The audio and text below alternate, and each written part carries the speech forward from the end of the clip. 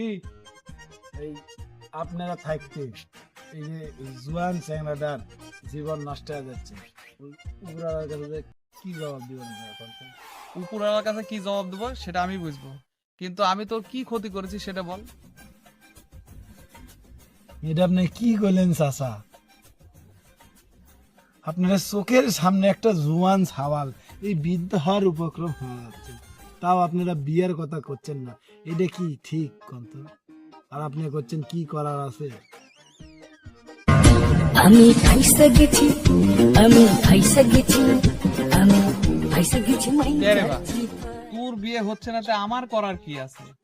আমি তোর বাপও না, মাও না, এমনকি রক্তের কেউ না। আমি তো মনে করি অনেক কিছুই করার আছে চাচা। এই ধরেন আমার বাপ মা ফেল মারলে আপনারা গ্রামবাসী মিলে আমাকে জোর করে একটা বিয়ে দিয়ে দিতে পারছেন না? আমি পারি না। চাচা চাচা আমার একখান বিয়ের ব্যবস্থা করিয়ে দেন। ওই যেমন হয় তেমন হোক, মনে করেন ওই একখান বউ হলেই চলবে। আরে ছাড়ো তো রে বা, আমার জানা মতে তোমার বাপ তোমাকে বিয়ে দেওয়ার জন্য তো কম চেষ্টা করলো না, কিন্তু মেয়ের বাড়ির লোক যদি তোমার সাথে বিয়ে না দেয় তাহলে আমার কি করার আছে বলো তো? তোমাকে বিয়ে দিবিই বা কি করে?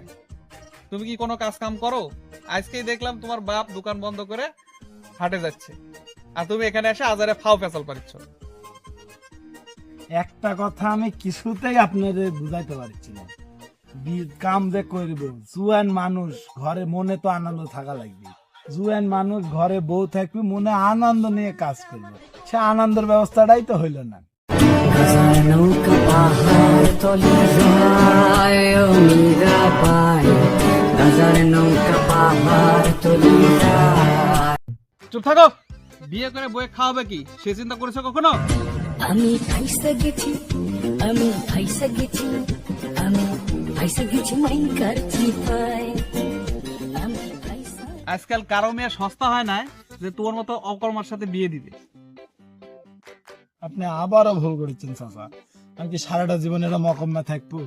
এই জুয়াল ঘাড়ে পইলে ওই একাই ঠিক হয়ে যাবো, আপনারা খালি জুয়ালটা ঘাড়ে তুলে দেওয়ার ব্যবস্থা করেন। আমি কোনো ঘটকও না, আমার কাছে কোনো সম্বন্ধও নাই, আর আমার ঘরে জোয়ান মেয়ে আছে যে তোর হাতে তুলে দেবো এটাও সম্ভব না। আর কোনোদিন আমার সামনে এসে বিয়ের কথা বলবি না। চাচা চাচা আরে ছাড় তো, চাচা ছাড় তো। চাচা